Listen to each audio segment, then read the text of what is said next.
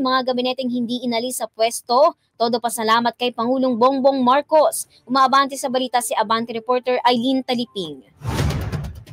Kim, nagpaabot ng pasasalamat kay Pangulong Ferdinand Marcos Jr. ang mga miyembro ng gabinete na napanatili sa pwesto matapos hilingin ng mga ito na magsumite ng kanilang courtesy resignation noong Mayo. Kabilang sa mga nagpaabot ng pasasalamat sa Pangulo ay sina Agriculture Secretary Francisco Chu Laurel, Department of Education Secretary Juan Sonny Angara, Health Secretary Teodoro Herbosa at Labor and Employment.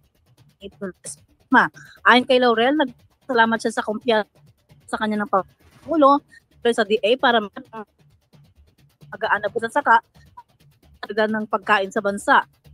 Sinabi naman ni Angara na mas lalo pa siyang magsisikap na itaas ang kalidad ng edukasyon upang tumbasan ang tiwalang ipinagkaloob sa kanya ng Pangulo. Para naman kay Ted Herbosa, malugod niyang tinanggap ang panibagong tiwala at kumpiyansa sa kanya ng Pangulong na niya ay may puso para sa mga Pilipino at makakaasa ang publiko na patuloy na pagagandahin at ilalapit sa tao ang serbisyong pangkalusugan upang magkaroon ng malusog ng mga Pilipino.